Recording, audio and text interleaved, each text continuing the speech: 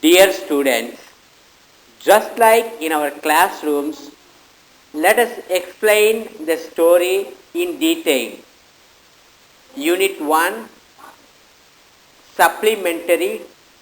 God sees the truth but waits. Written by Leo Tolstoy.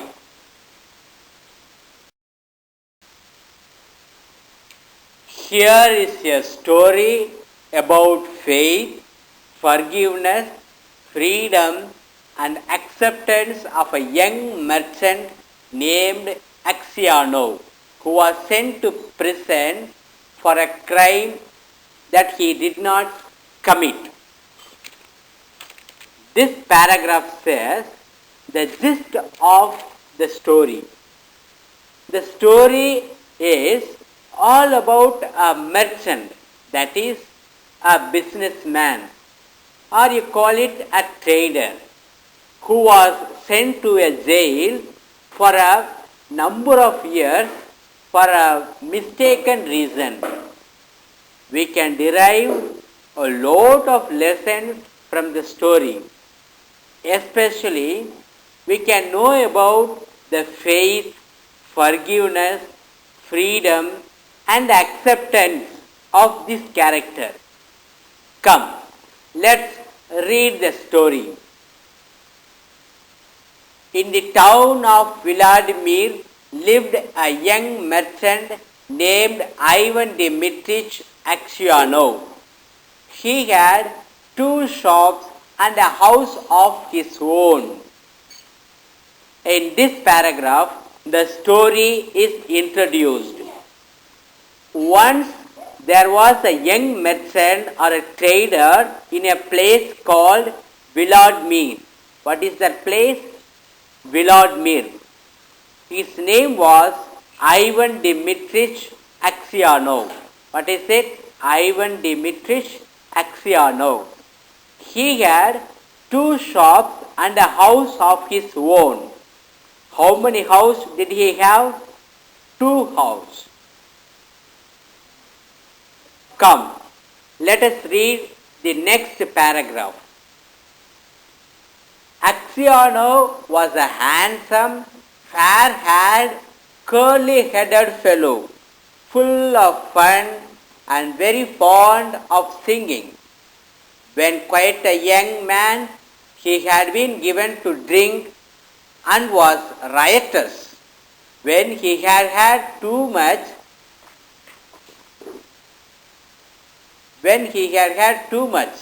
but after he married, he gave up drinking except now and then. In this paragraph, the appearance and the character of Axianov before and after the marriage is explained. He was a handsome and fair-headed man. What do you mean by fair-headed? Fair-headed meaning, fair means white, white-headed. Another meaning for the word is beloved. He was a beloved person. He had a curly hair. You know what curly hair is? When he was in his adulthood, he enjoyed a lot of worldly pleasures like singing songs, drinking alcohol. Sometimes when he drank more, he indulged himself to be very violent. That is a righteous meaning, very violent. But after the marriage, he became a decent guy. He was only a social drinker. Next paragraph. One summer, Axianov was going to the Nizhny fair, and as he bade goodbye to his family, his wife said to him, Ivan Dmitrich, do not start today. I have had a bad dream about you. After a good introduction, the story begins in this paragraph. On a summer, Axiana was preparing to go to Nizhny Fair.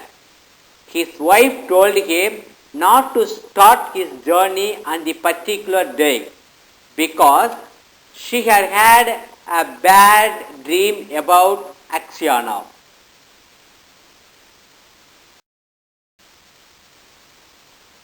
Axiana laughed and said, "You are afraid that when I get to the fair, I shall go on a spree." His wife replied, "I do not know what I am afraid of. All I know is that I had a bad dream. I dreamt you returned from the town, and when you took off your cap, I saw that your hair was quite grey." Axiana laughed and laughed. "Ah, that's a lucky sign," said he. "See if I don't sell out all my goods and bring you some presents from the fair." So he said goodbye to his family and drove away. In this paragraph, my dear students, Axiana's leaving from home is explained. Hearing the strange request of his wife, Axiana laughed and asked whether she was afraid that he would be out of control in drinking when he goes to the Nizhny Fair. What do you mean by go on a spree? Being out of control. The wife now explained her bad dream. In her bad dream, she saw Axiana's hair had turned grey when he returned from the town.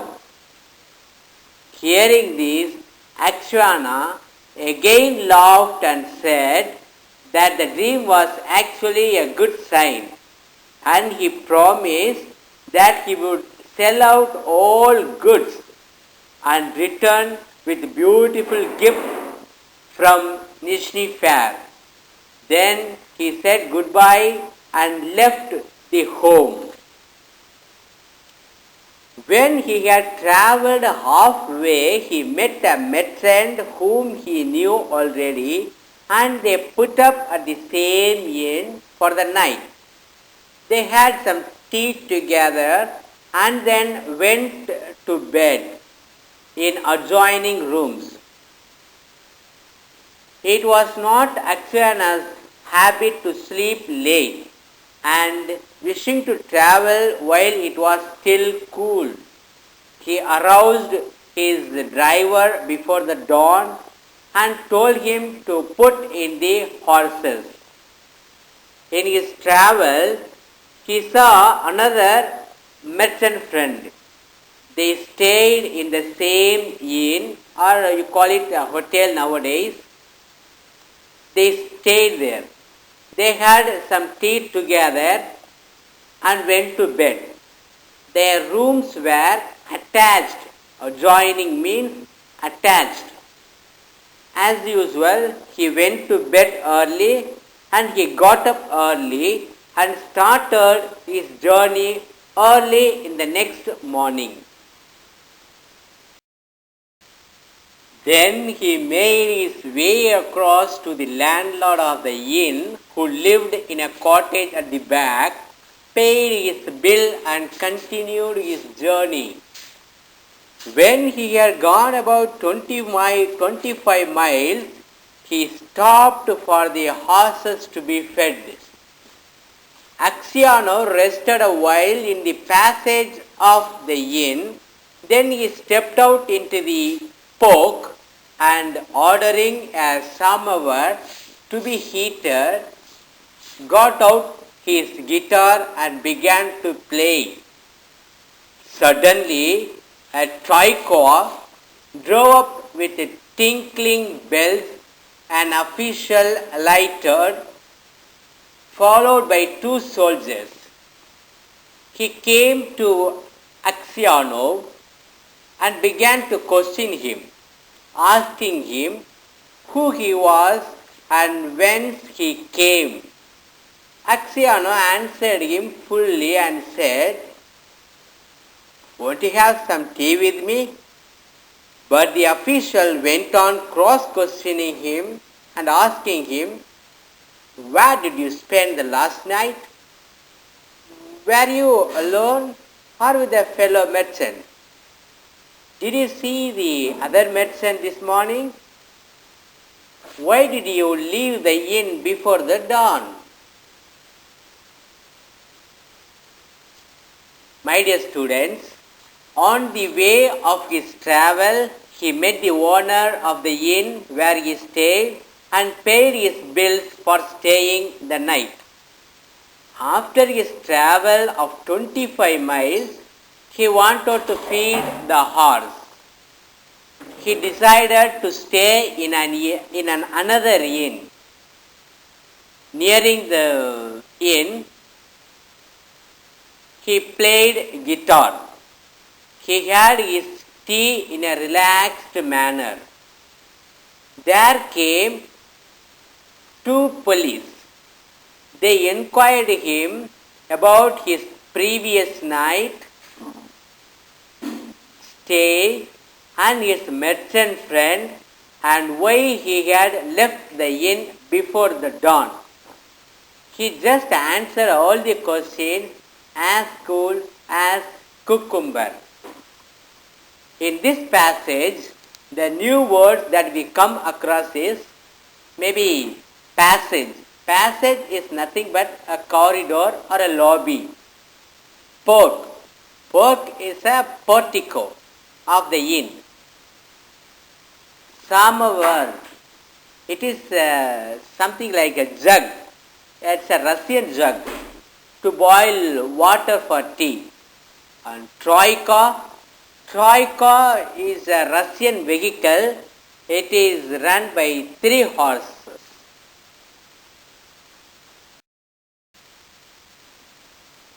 Axiano wondered why he was asked all these questions, but he described all that had happened and then added, "Why do you cross-question me as if I were a thief or a robber? I am traveling on business of my own and there is no need to question me." Then the official, calling the soldier, said, "I am the police officer of this district and I question you because the merchant with whom you spent last night has been found with his throat cut. We must search your things." They entered the house. The soldiers and the police officer unstrapped Axiana's luggage and searched it. Suddenly, the officer drew a knife out of a bag, crying, "Whose knife is this?"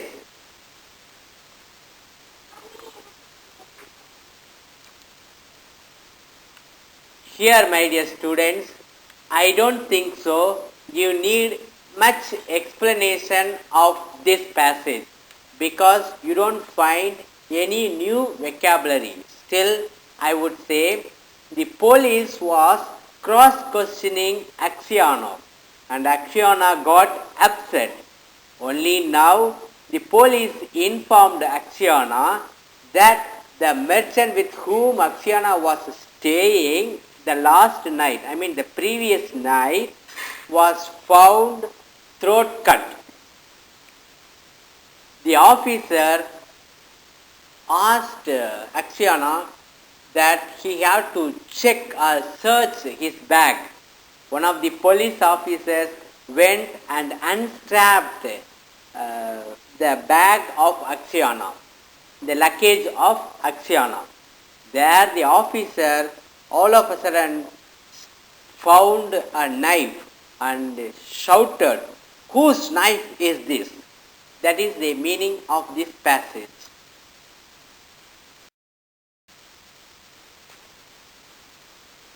Now Axiano looked and seeing a blood-stained knife taken from his bag, he was simply frightened. How is it there is blood on this knife? Akshayana tried to answer but could hardly utter a word and only stammered, I don't, I don't know, not mine. Then the police officer said, this morning the merchant was found in bed with his throat cut. You are the only person who could have done it. The house was locked from inside and no one else was there. Here is this blood-stained knife in your bag, and your face and manner betray you. Tell me how you killed him and how much money you stole. In this passage, my dear students, I don't think so you need much explanation. Now, Akshayana is caught by the police. He seems to be caught in red-handed. The meaning for stammered is you go for some blah blah. Your speech is unclear speech is called stammered. And betray, the meaning of for betray is you cheat. Alright. Now, Akshayana swore, promised, shouted in the name of God that he had not done it, that he had not seen the merchant after they had tea together, that he had no money except 8,000 rubles of his own, and that the knife was not his. But his voice was broken, his face pale, and he trembled, shook with fear, as though he went guilty. He never committed any guilt, but all his gestures showed that he was guilty. The police officer ordered the soldiers to bind Akshayana and put him in the cart. Then they tied his feet together and put him in the cart.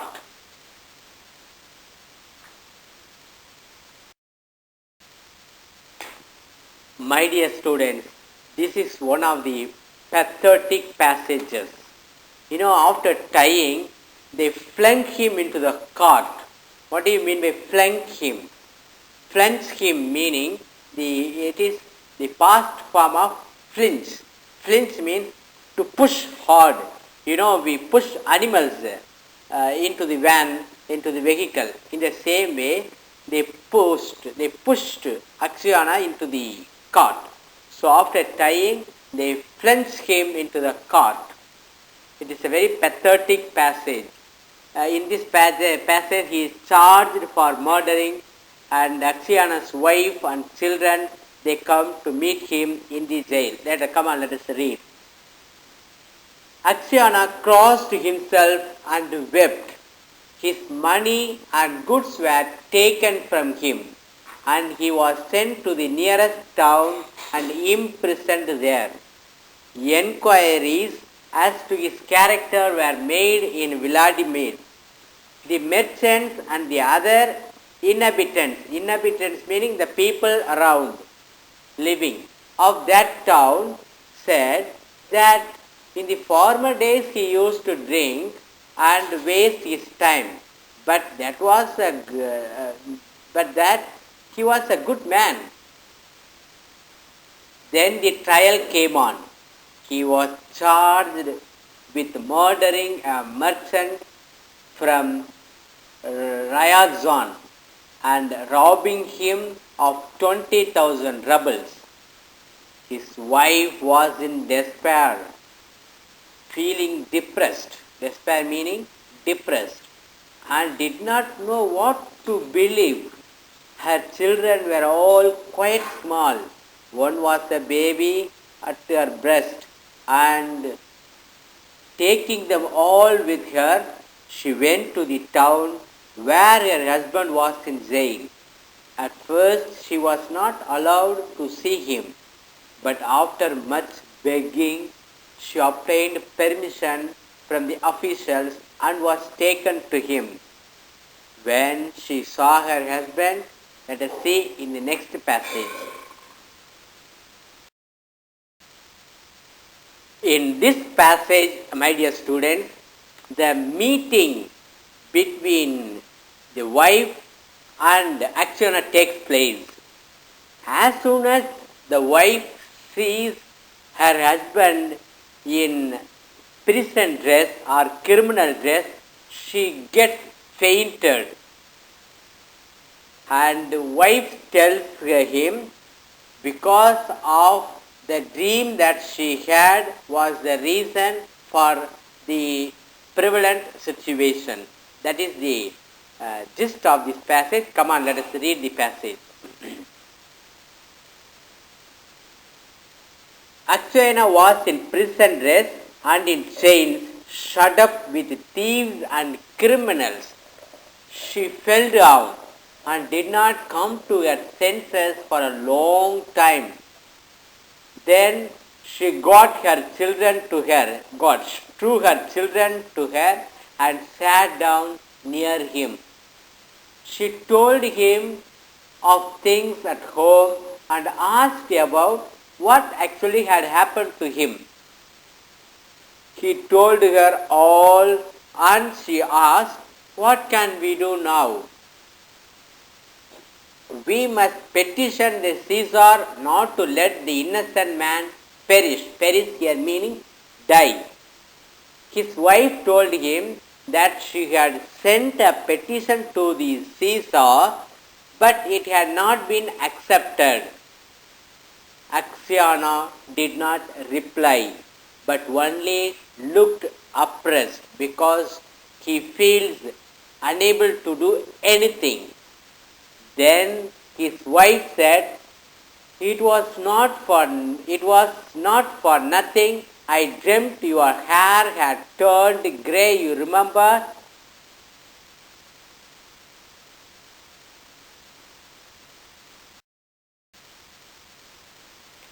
My dear students, this is one of the important and turning point passages.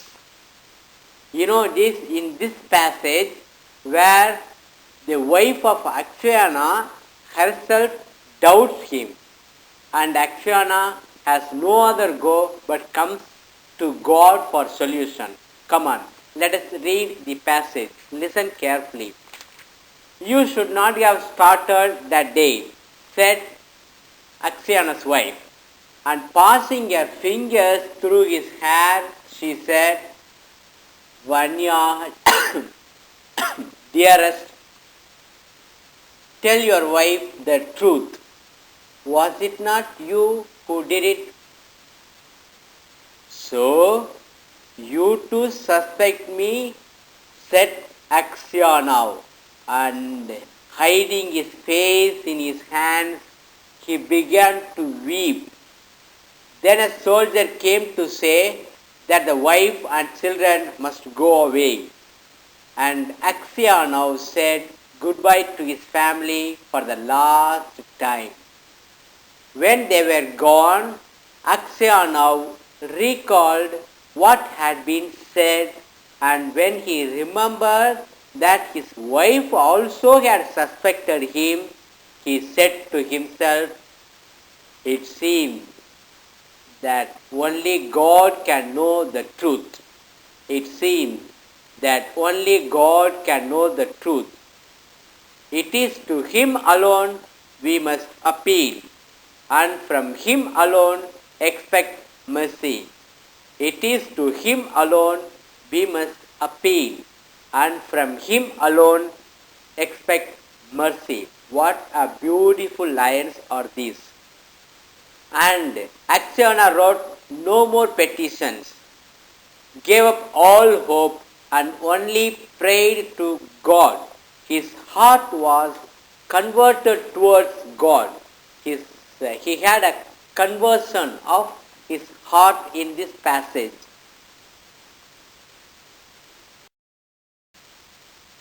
In this passage, Axiana's suffering in the jail is explained, and his choice of living and leading a life, a unique life, is explained in this passage. Come on, let us go to the passage. Axiana was condemned to be flogged, flogged meaning beaten or whipped, whipped, whipped, flogged and sent to the mines. You know what mines? It is a long, a deep pit where minerals are taken. So the convicts are sent, the prisoners. So he was sent to the mines.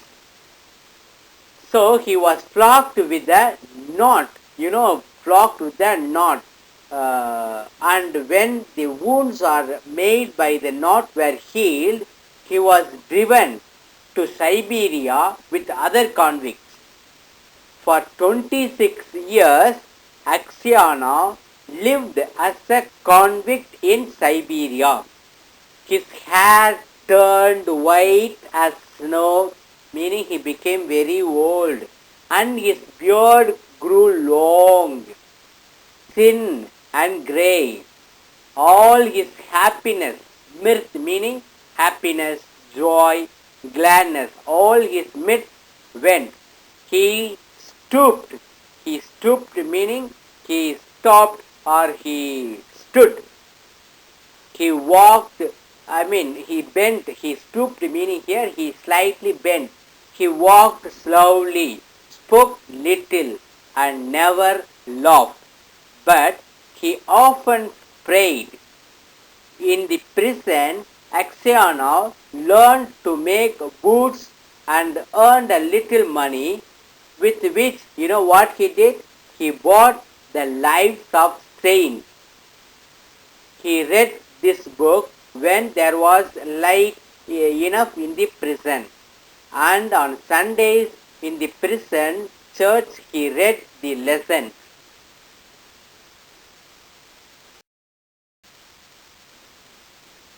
Here in this passage, the goodness of Axiana as a prisoner is explained. You see, students, though in the prison he sang in the choir, for his voice was still good. The prison authorities, the in charge of the prison, liked him very much because of his meekness. Meekness meaning the simplicity. And his fellow prisoner respected him. They called him grandfather and the saint, because saint meaning here holy people, holy person, holy. When they wanted to petition the prison authorities about anything, they always made Axiana their spokesperson, their spokesman. And when there were quarrels among the prisoners, they came to him to put things right and to judge the matter. So all the good qualities of Axiana is revealed in this passage. My dear students, this passage is the twist passage of this short story. Now, some of the new prisoners are coming where Axiana was staying. Come, let us read the passage. No news reached Axiana from his home, and he did not even know of his wife and children, whether they were still alive. One day, a fresh gang of convicts came to the prison. In the evening, the old prisoners collected round, they sat round, and the new ones asked them what towns or villages they came from and what they were sentenced for or why they were sentenced for. Among the rest, Axiana sat down near the newcomers and listened with a downcast ear to what was said. One of the new convicts, a tall, strong man of 60 with a closely cropped grey beard was telling the others that he had been arrested for what? He had been arrested for a theft. Let us see in the next passage. Here there is a slight mistake in the book. It is not what B had, it is written as B had, it is not B, it is supposed to be he, what he had been arrested for.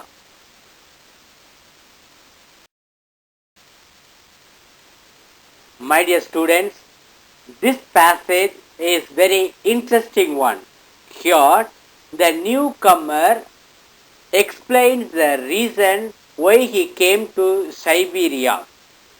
And the interesting thing in this passage is he reveals that the newcomer is from Vladimir. Come, let us see the passage. Well, friends, he said, I only took a horse that was tied to a sledge. Sledge means he call it sleigh. In front of the cart of a horse, it is called sledge. And I was arrested and accused of stealing. I said I had only taken it to get home quicker, and I had then let it go. Besides, the driver was a personal friend of mine. So I said, it's all right. No, said they, you stole it. But how or where I stole it, they could not say. I once really did something wrong, and I ought by rights to have come here long ago. But that time I was not found. Now I have been sent here for nothing at all. But it's lies. I am telling you. I've been to Siberia before. I did not stay long. Where are you from? Asked someone.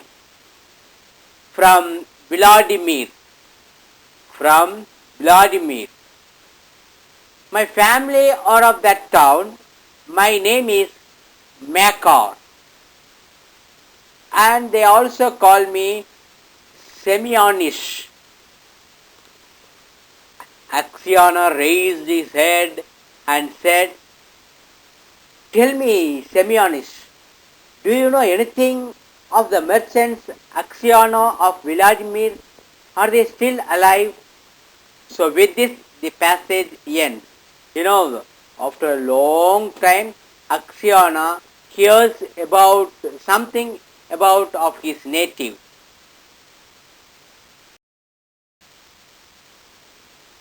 In this passage, Axiona becomes very interested about knowing Vladimir, and he is asking the newcomer, you know of them? The newcomer says, of course, I do. The Axionas are rich, though their father is in Siberia. A sinner like ourselves, it seems. As for you, Granddad, how did you come here? Axiona did not like to speak of his misfortune.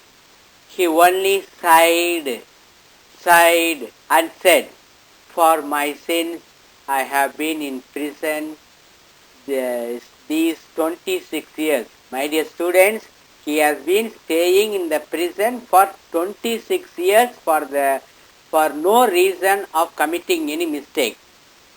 What sins? Asked Makar Semyonish.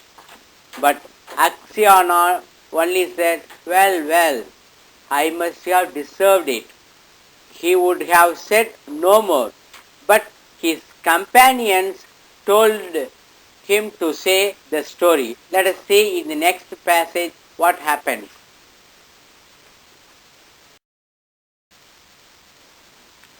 In this passage, though Axiona was not interested to narrate his misfortune, the rest of his prisoners told the newcomers the reason for Axiona's coming to jail how he was unjustly arrested for no crime. Now the newcomer is partially shocked and surprised. Come, let us see the passage. The rest of the prisoners told the newcomers how someone had killed a merchant and had put the knife among Axiana's things, and Axiana had been unjustly condemned. When Makar Semyonich heard this, he looked at Axiana, slapped his own knee, and exclaimed, "Well, this is wonderful, really wonderful. But how old you have grown, Granddad?" The others asked him why he was so surprised and where he had seen Axiana before. But Makar Semyonich did not reply. He only said, "It is wonderful that we should meet here, lads." These words made Axiana wonder whether this man knew who had killed the merchant. So he said, "Perhaps, Semyonich, you have heard of that affair, or maybe you have seen me before."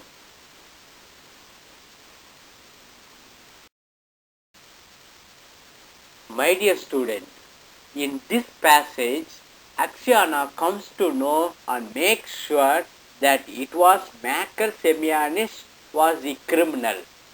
Come, how he comes to know. Let us read the passage. "How could I help hearing? The world is full of rumors, but it's a long time ago. I have forgotten what I heard." "Perhaps you heard who killed the merchant?" asked Axiana. Makar Semyonich laughed and replied, "It must have been him in whose bag the knife was found. If someone else hid the knife there, he is not a thief till he is caught, as the saying is. How could anyone put a knife into your bag while it was under your head? It would surely have woke you up." When Axiana heard these words, he felt sure this was the man who had killed the merchant. He rose and went away. All that night Axiana lay awake. Here in this passage, my dears, he has found out, because nobody knows that he had his back on his head. But he says everything as if he had seen it. So he made sure that Makar Semyonich was the actual criminal.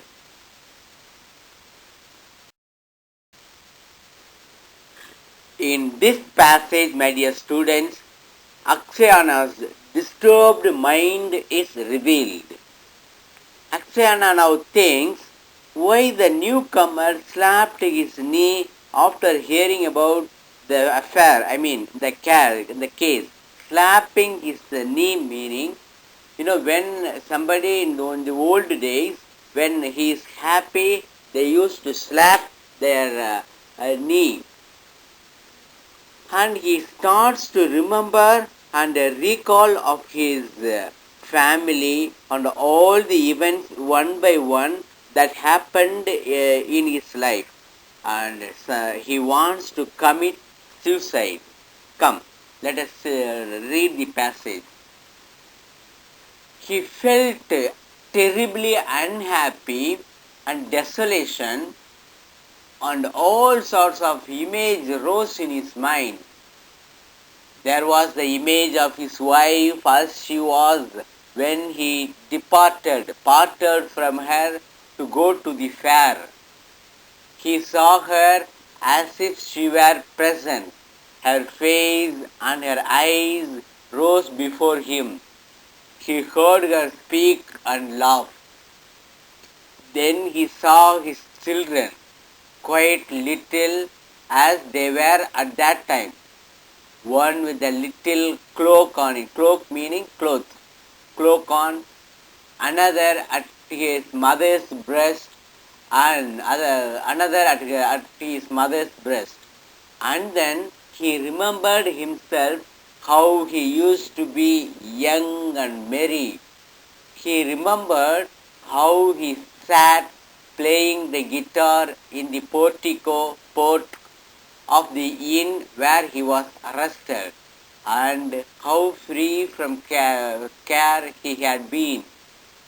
He saw in his mind the place where he was beaten thoroughly and flogged, the executioner and the people standing around, the chains, the convicts, all the 26 years of his thought of all it made him so wretched that he was ready to kill himself. Here, wretched meaning completely depressed or great dislike. Come on. That's the end of this passage. Let us go to the next passage.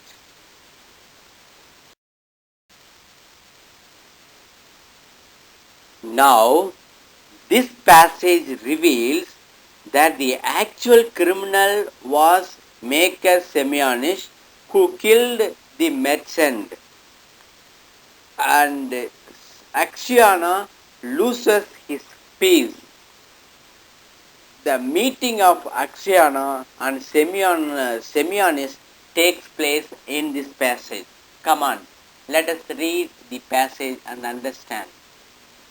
Now Axiana gets angry and says, I am been suffering because of all that villains doing, thought Axiana. And his anger was so great against Maker Semyonis that he longed for killing him, or vengeance. Vengeance here, killing, taking revenge, even if he himself should perish for it. He kept repeating prayers all night, but could not get peace. During the day, he did not go near Maker Semyonis nor even look at him. About 15 days, a fortnight passed in this way. Axiana could not sleep at night and was so sad, miserable meaning very sad, depressed, so miserable that he did not know what to do. One night, as he was walking about the prison, he noticed some earth that came rolling out from under one of the shelves on which the prisoner slept. He stopped to see what it was. Suddenly, Maker Semyonis crept out from under the shelf, and looked up at Axiana. So let us see what they speak when they talk in the next passage.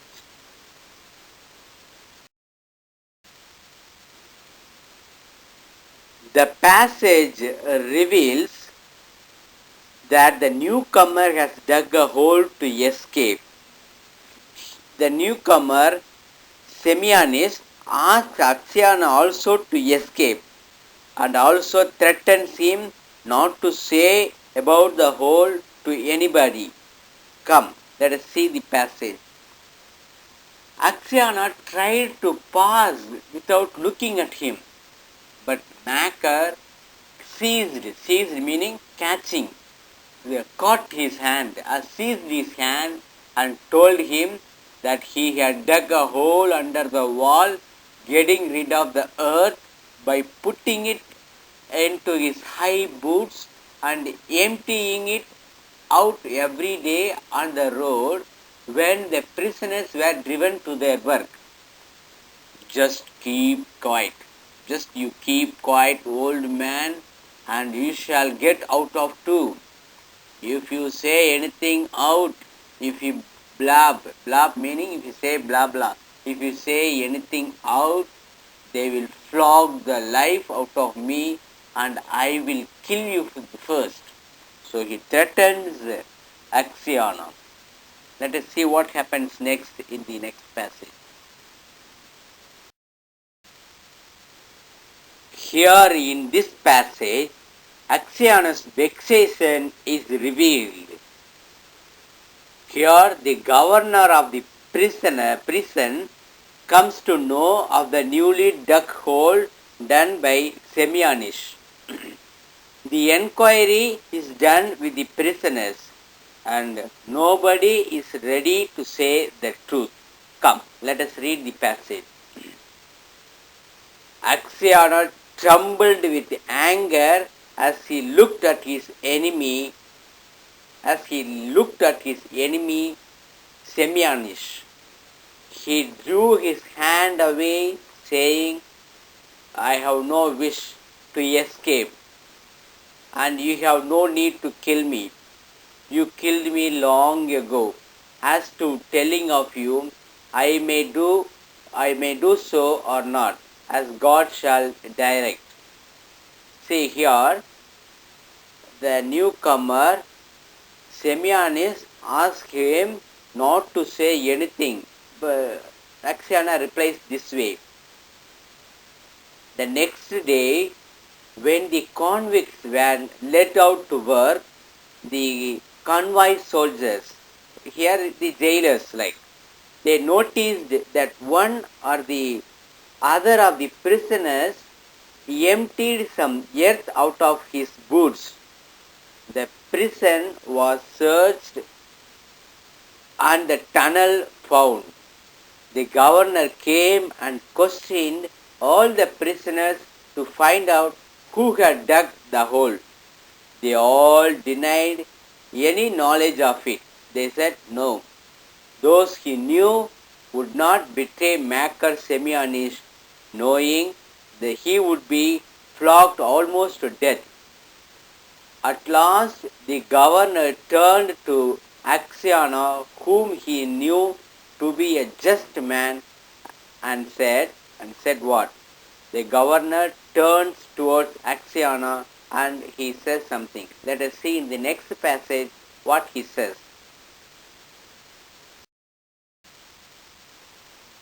Here, Acciona's mind towards Semyonist is revealed.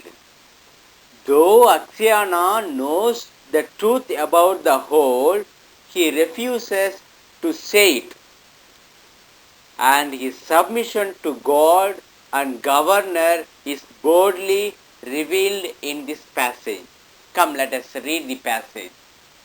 The governor tells Acciona, you are a truthful old man. Tell me before God, who dug the hole? Makar Semyonist stood as if he were quite unconcerned, as if he did not know anything, looking at the governor and not so much as glancing at Acciona. Acciona's lips and hands trembled meaning shook, and for a long time he could not utter a word. He thought, why should I save him who ruined my life? Screen meaning save, protect, protecting as if covering the scream. Why should I screen him who ruined my life? Let him pray for what I have, let him pay for what I have suffered. But if I tell, they will probably flog the life out of him. They will take the life out of him. And maybe I suspect him wrongly. Sometimes Acciona thinks, sometimes I may be wrong. And after all, what good would it be to me? So what is the use to me? That is the thinking of Acciona. Well, old man, repeated the governor, tell me the truth. Who has been digging under the wall? Axiana glanced at Makar Semyonich and said, I cannot say, Your Honor. It is not God's will that I should tell. Do what you like with me. I am in your hand. So you do it. But I am not going to. He refuses the truth strongly.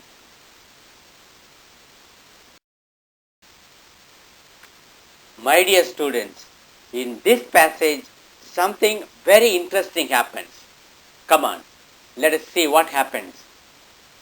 However much the governor tried, Axiana would say no more. However much the governor tried, Axiana would say no more, and so the matter had to be left. That night, when Axiana was lying on his bed and just beginning to doze meaning beginning to sleep, someone came quietly and sat down on his bed. He peered meaning looked very curiously and narrowly in the darkness. He peered through the darkness and recognized it was Makar. What more do you want of me? Asked Axiana. Why have you come here? Makar Semyonich was silent. So Axiana sat up and said, What do you want? Go away, or I will call the god, he said. The passage, the story is getting interested. Let us see what happens.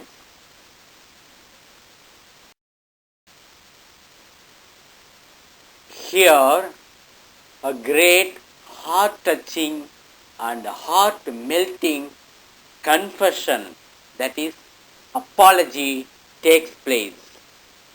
Come, let us see.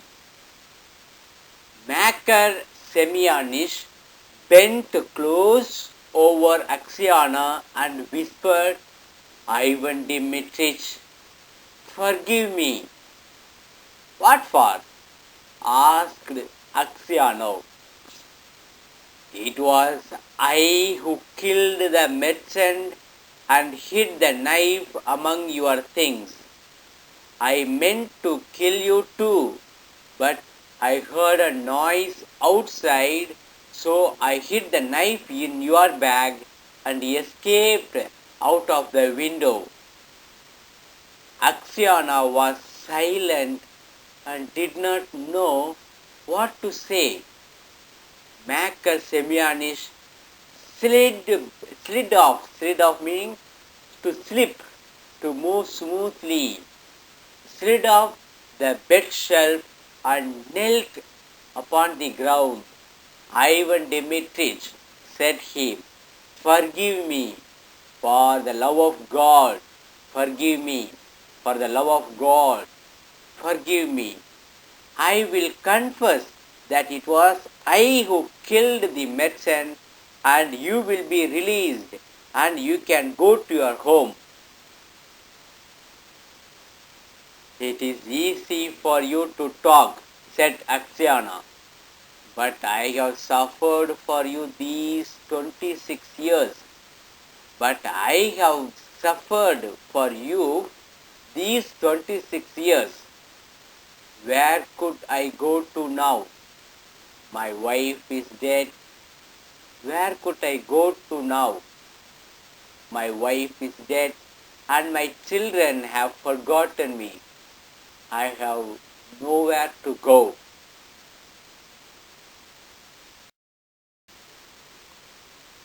In this passage, the philosophy of Leo Tolstoy is revealed, and true reconciliation, that is, true forgiveness, takes place in this passage. Come on, let us see. Makar Semyonich did not rise but beat his head on the floor.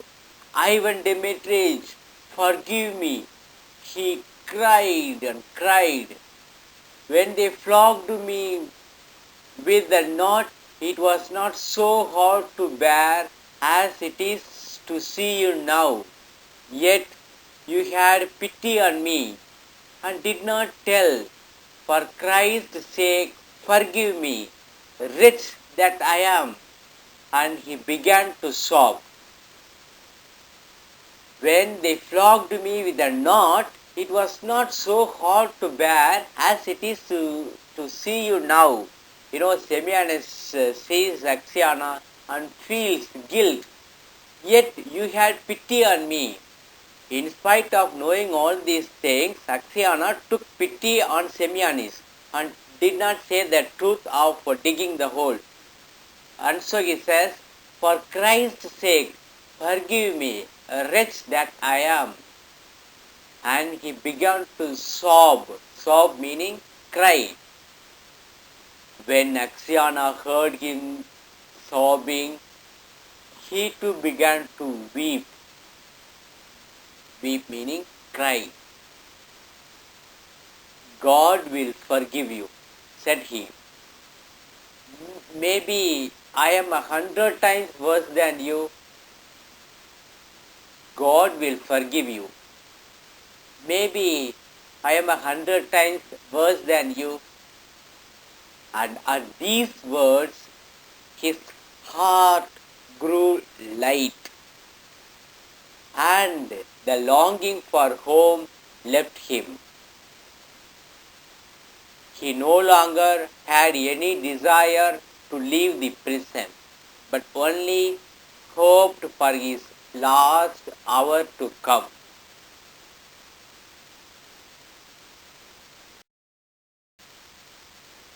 Now, my dear students, we have come to the twisting end of the short story. In spite of what Axiana had said, Maker Semiramis confessed his guilt, but when the order for his release came, Axiana was already dead. That's all, my dear students. The short story is over. Now, for your reference, let me read out the author's details. Leo Tolstoy was born on September 9, 1828 in Tula province, Russia. He is best known for the novels War and Peace, written in 1869, and Anna Karenina, 1877, often quoted, cited here meaning quoted as the pinnacles. Pinnacles is the one who has the highest point, highest reach. Pinnacles of realist fiction. He first achieved literary acclaim in his 20s with his semi-autobiographical trilogy, Childhood, Boyhood and Youth, and Sevastopol Sketches. Based upon his experience in the Crimean War, Tolstoy fiction includes dozens of short stories and several novellas such as The Death of Ivan Ilyich, Family Happiness, and Haji Murad. He also wrote plays and numerous philosophical essays. Tolstoy died on November 20th, 1910 in Ostapova, Russia.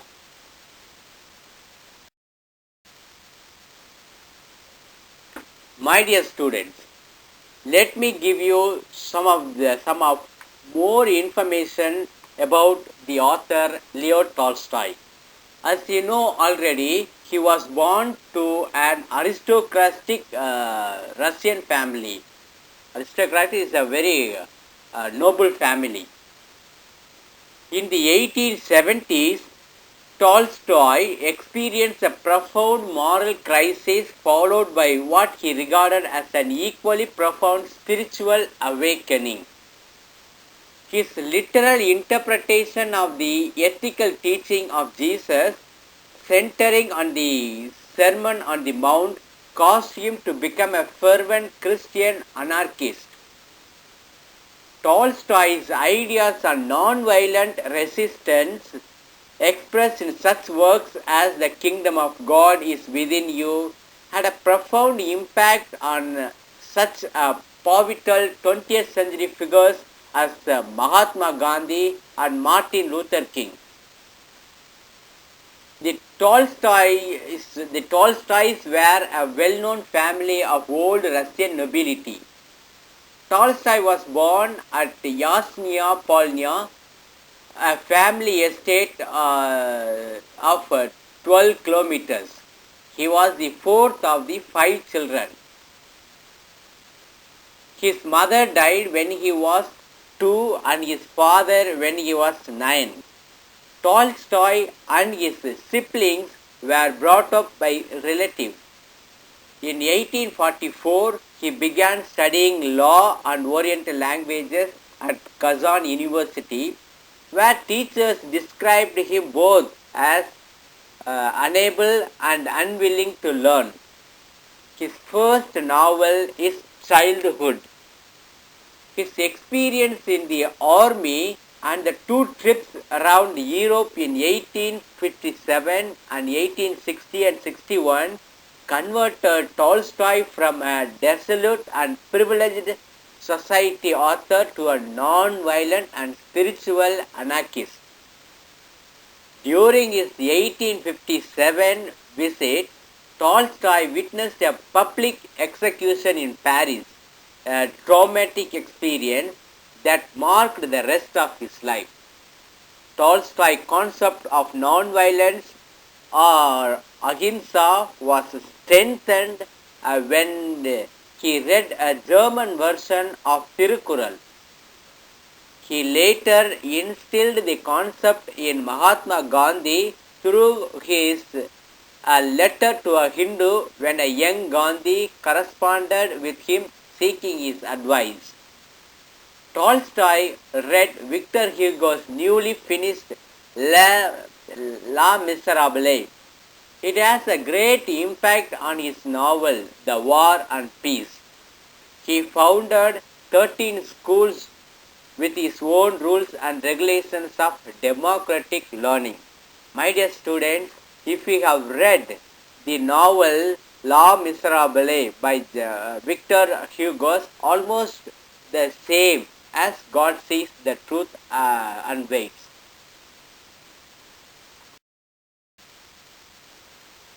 My dear students, at the end I have given you the summary of the whole story. I am not going to read the whole summary of the short story, but you can have it for your reference. While you are writing a paragraph, you can make use of this summary and make your own paragraph. Make use of your own word, your own style, your own expression of your paragraph. Thank you so much.